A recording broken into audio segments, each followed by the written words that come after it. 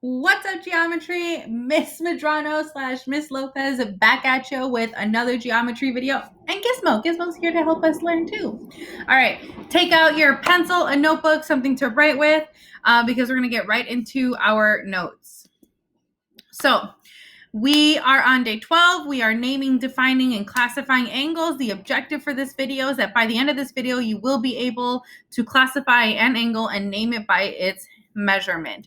So you might want to go ahead and hit pause on this video so that you can copy down this box, but don't take too long because when you unpause it, we are going to go over some definitions. Okay, and so now here are the definitions. So I know it's a lot of writing, but we're going to talk through some of these things together. So let's start off by defining an angle. So an angle is a shape that's formed by two lines or rays diverging from a common point, and that common point has a name. It's called the vertex. Okay, so that common point is called the vertex. So a fun fact, when we name an angle, we name it with a point from each ray, and we put the vertex in the middle of that name. So if you look over at the next box of the illustration, there's an example. So I have angle COW, angle cow, and I can name that angle COW, or I can name it WOC. And notice for both of those names, the vertex, so that common point right here, that's called your vertex. Let's go ahead and label that. That's your vertex. Is in the middle of those names. So that means I cannot name it OWC or OCW. The vertex always has to be in the middle when you're naming an angle. Now let's get into classifying some angles by their measurement. So we've got acute angles, which are angles that measure less than 90 degrees. We've got right angles, which is an angle that measures exactly 90 degrees. And we can mark an angle that is right in a diagram by putting a little box. So that little box there tells us that it is a 90-degree angle, that it's a right angle.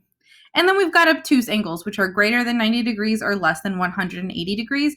And then our last type of angle are straight angles. So straight angles are angles that measure 180 degrees and they look like a straight line. So for example, that illustration down there, angle CAT is a straight angle, and I can name that angle CAT or TAC. So again, hit pause on this video, copy down these notes. All right, now let's take a look at two different examples. So for example one, name the angle shown below. So we've got angle TIC, and we can name that angle TIC. TIC with the I in the middle because this, again, this is your vertex. That's your common point. Okay, that's your vertex. I can also name this angle KIT, and that's about it. I cannot name that angle ITK. Yeah, that's not okay.